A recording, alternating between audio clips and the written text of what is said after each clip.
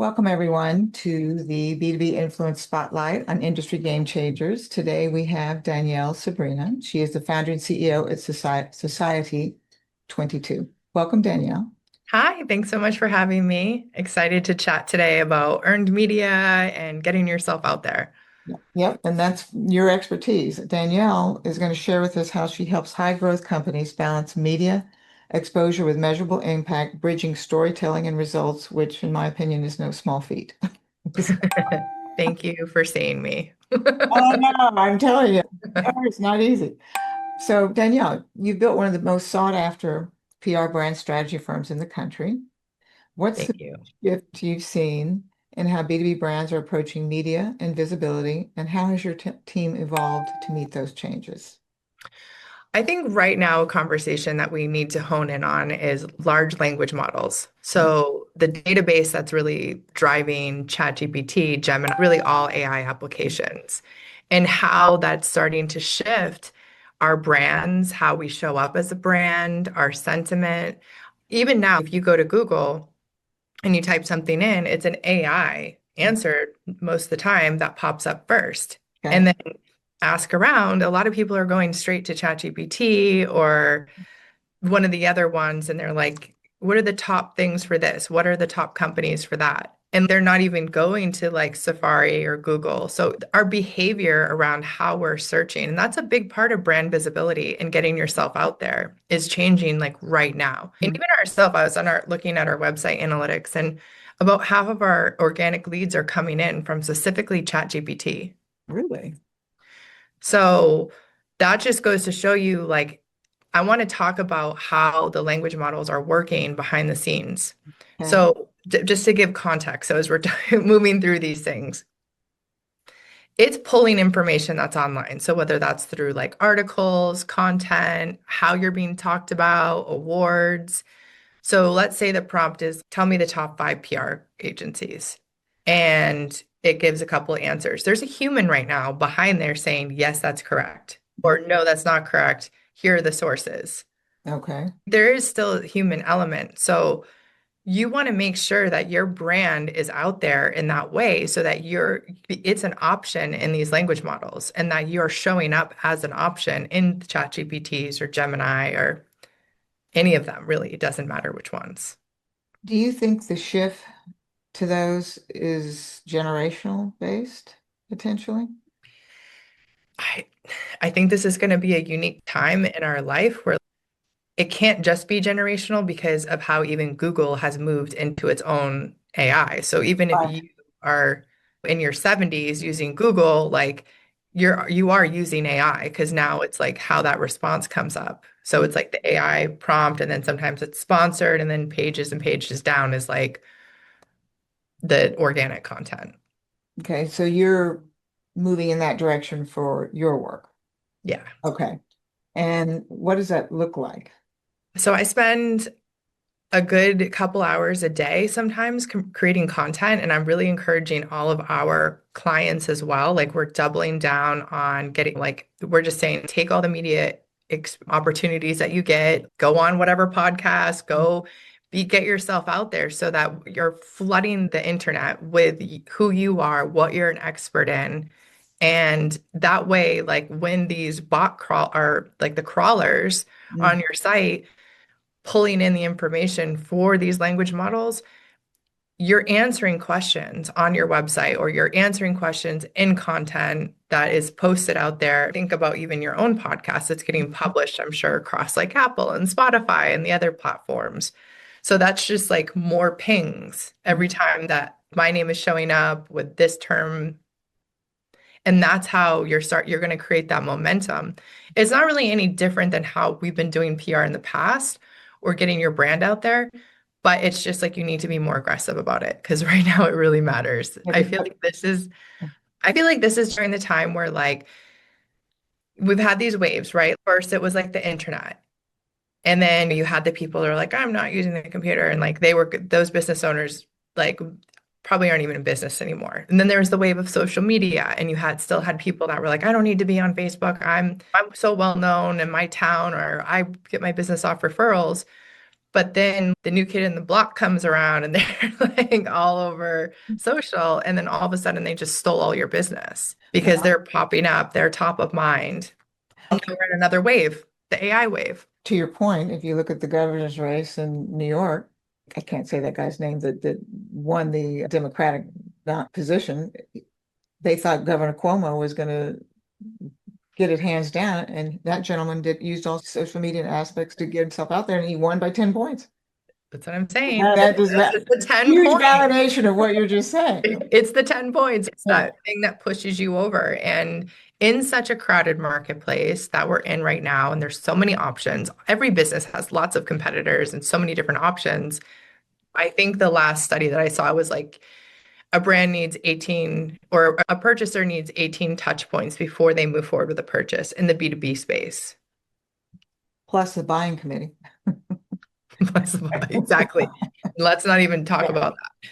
But if that's how many touch points they need, like how are you showing up? Because we're Mhm. putting all this money into our lead gen and part of Mhm. what you do is like email marketing. So I know that when we do that for our company, our leads come in from them searching. Mhm. Like whoever they're reaching out to, they're searching Society 22, then they're coming to the website. So Yeah. it's not always like a direct path, but what's happening is like they leave the email and they see, okay, wow, you guys are really legit, like your reviews and you Mhm. have so much content out there about you and all of this stuff. And then they come in through that way. So it's like if they just left the email and couldn't find anything out there about me or it was just silent, they're probably not going to move forward.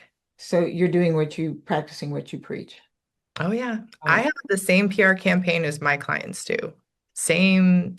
I never ask my clients to do anything that I'm not already doing myself. Do you guide them in the way they position themselves with their thought leadership? Because you can make mistakes, right? That could potentially hurt your brand if you're not careful. That's fine. I was just having this conversation with a client right before this.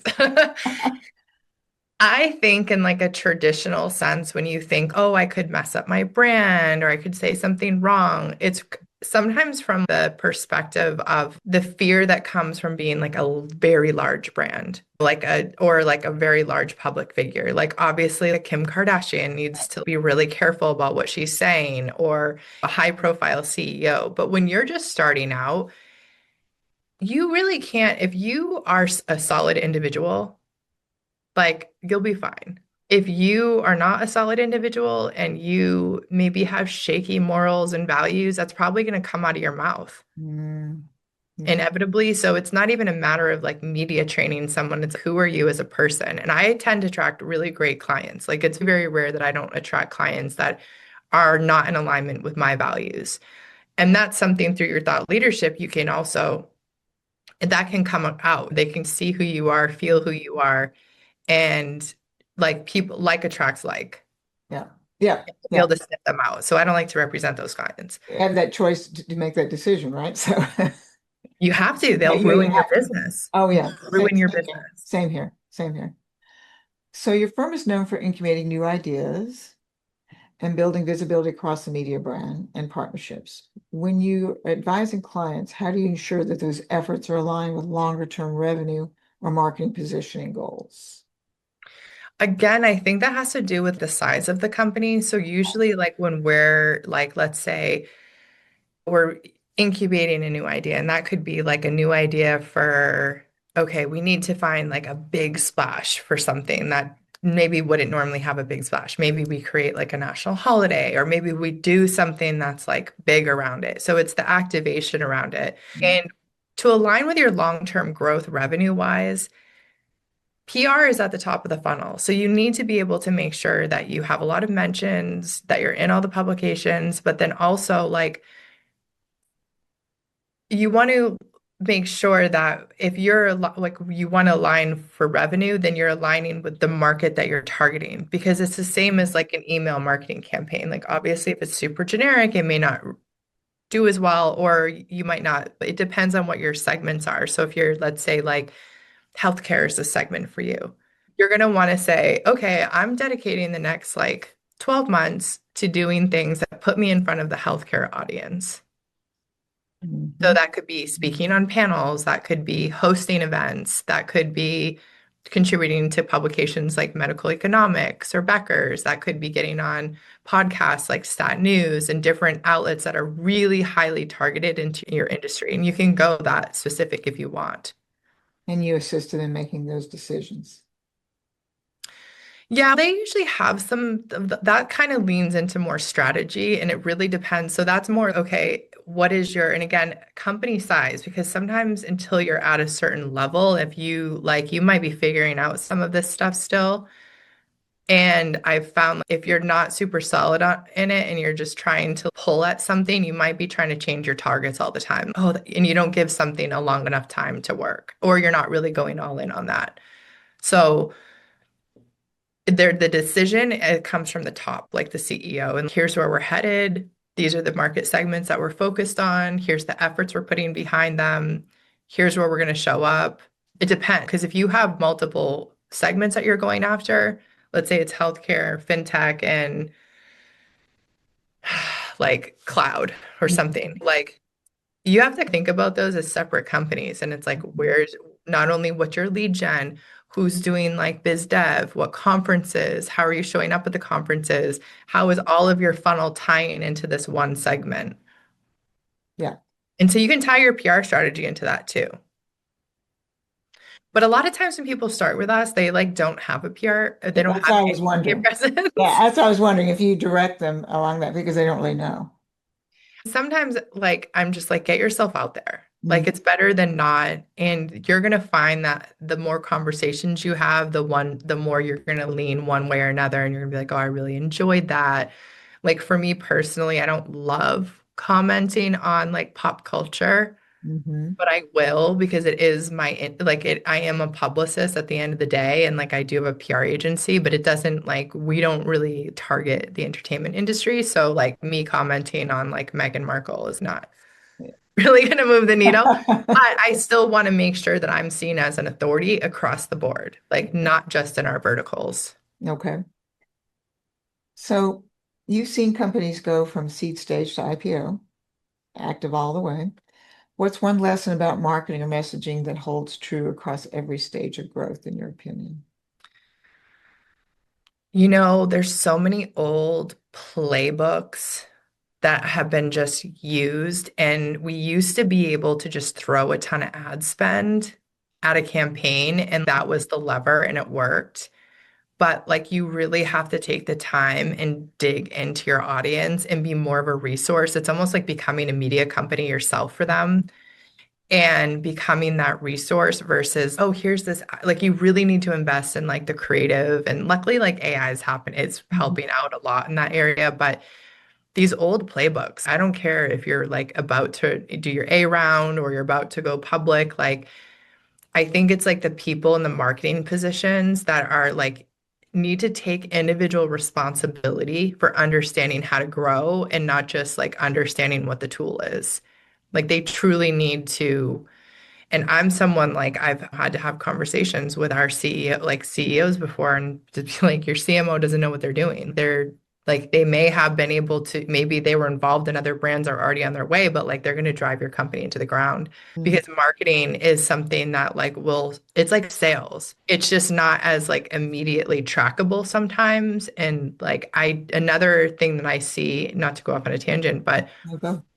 is like marketing departments being understaffed or there's one marketing person when it's like you're not going to get to the big numbers you're looking to get. You have to have a team. Even though we're a PR agency, like we have a team. And I know how to grow a brand from scratch. Nothing, because I did it for myself and I've done it for other companies. So I know even though I'm not the one approving copy, sometimes I do get in there and I'm like, if it's new, I'm like, okay, let me make sure the team knows because I know what will convert. And I know because I've had so much testing and so much practical hands-on use that's not just, okay, here, it's this. Like, I'll know if a word is off. And I think that's something like as an individual, you have to take, if you're in marketing, you have to take that responsibility and learn how to do it yourself.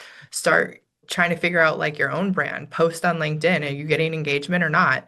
That's a very basic level that you could do for your company that would be helpful is like posting on LinkedIn, Yep. seeing how much engagement you get. And if you don't get engagement, like figure out why.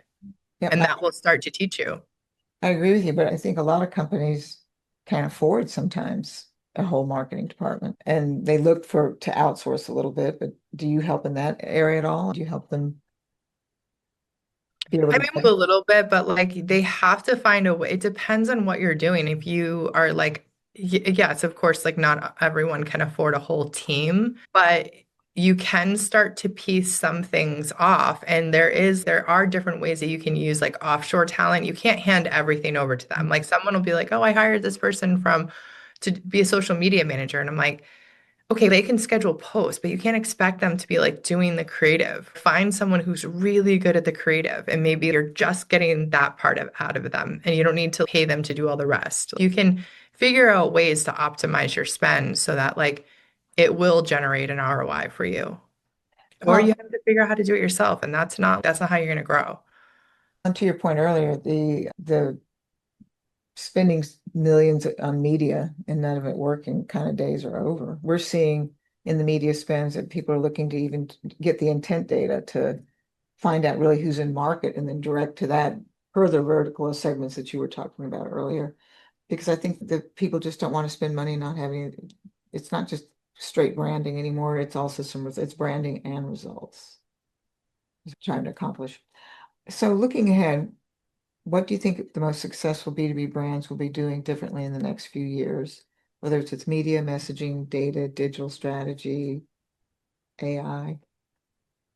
Becoming thought leaders. Like, I think this conversation has been out there in the ethos for a while, and it's ambiguous in a way because it's what is a thought leader exactly? And there's obviously all different scales of them. But I think in the future, for sure, we're going to find like avatars that are thought leaders for companies that are like developing that. But You're right. in the meantime, like, you can't develop an avatar unless you like really know yourself or who your company is. So, like really shifting into more of that like the market's getting so saturated with I think that it's going to be a time where voices can be heard again because we haven't been able to really be heard that well because it is so noisy. But now, like, I know even the media outlets, like their AI detection tools are spot on. Like they'll be like, oh, 10% AI.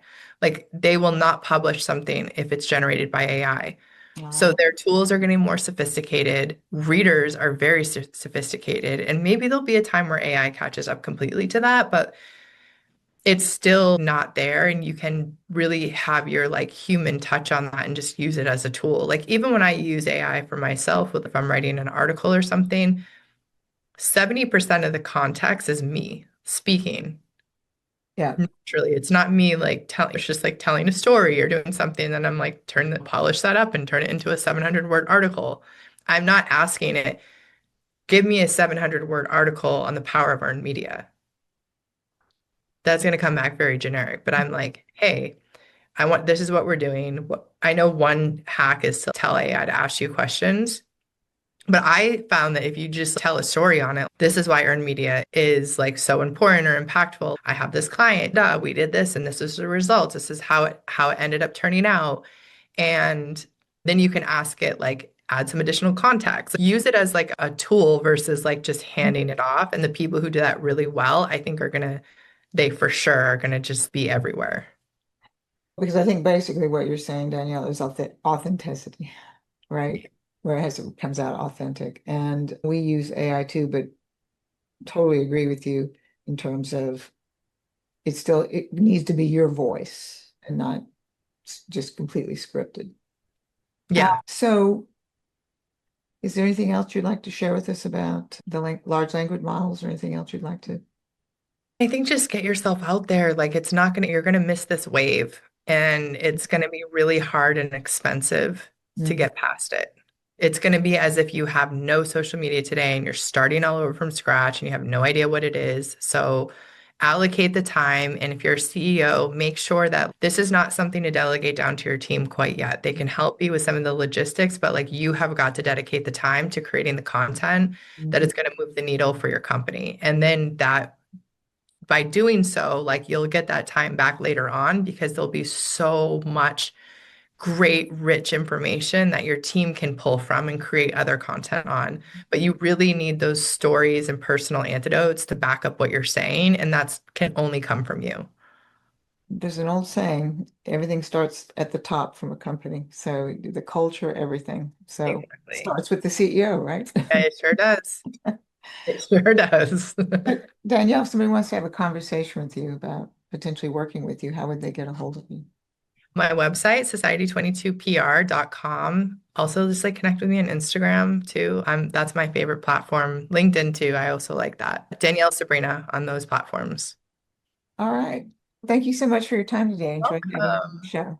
Thanks for having me on. Okay.